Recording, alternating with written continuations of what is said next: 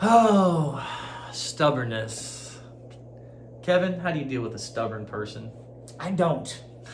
I don't. being stubborn. Oh, okay, fine. I'll deal with a stubborn person. Really in counseling, if you come into my office and you're wanting to pay my rate, sit there and be stubborn, then you can do that. I'm not going to win the war for my head. Or for your head. I win it for mine. You're not going to lose to someone else. If you are stubborn and you're holding on to something, the next question is it working for you? And of course, the stubborn person's going to say, yes, it is working for me, but is it really?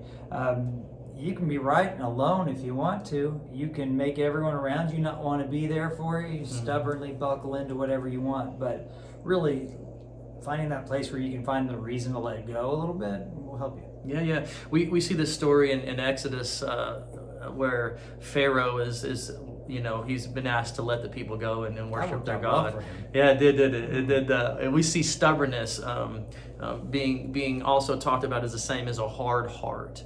And what happened to Pharaoh? I mean, he lost his firstborn son, and I know that's pretty harsh. But when we're looking at this, we're seeing how far a stubborn heart can take you to where you won't even acknowledge that you've gone this far to where you're losing things in your life that you love, all because of being stubborn and not being flexible to change some things. It just seems, I don't know, it seems counterintuitive to a good life to me. What causes a person to become stubborn? And you may find yourself thinking, I have to be this way or I'm not going to get my needs met. I have to be this way because the world is that way.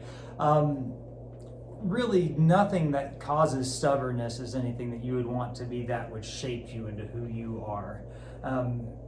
If you know your inclination towards stubbornness, what I would immediately say is, if there's anybody in your life that you listen to, you need to get some fail-safes in place. Hey, I don't have a dog in whatever fight you're about to go down for, but it sure looks like you're being stubborn. For the sake of being stubborn, you might stop and hear it. If you can hear anybody's voice, that's a good place to start. Yeah, and stubbornness usually comes from a place of insecurity because, if you're secure with who you are, you're willing to look at things different.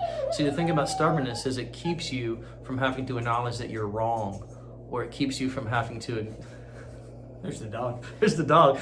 Keeps you from having to acknowledge that you might need to change, that you might need to grow up a little bit. And these are things we don't like to deal with. And so at this point, stubbornness really plays into the idea that I'm not secure in who I am, that I'm not willing to make these changes and still be the person that I know I am. It plays in insecurity where it's like, oh, I don't want to change because if I do, then this might happen. You need to be more secure and learn to be flexible with who you are and be okay with that. Stubbornness is usually associated with children and with animals. Just so you know, we refer to a stubborn dog or a stubborn mule or a stubborn child, and really it is indicative of a person who needs to unfortunately grow up. You're the only thing that was created that if you don't like the way you are, you can change. Yeah, that's awesome. And you are not done becoming who you're going to be, unless you stubbornly are, but that doesn't work. Where can you soften? Where can you grow? Are some huge questions to ask. Yeah. If you're dealing with stubbornness and your relationships aren't doing as well as you thought and your life isn't going the way that you thought, I would ask you, how's that working for you? If it's not working good and you want to change some of that stuff, come talk to me and Kevin. We can help you be more flexible and open in your life.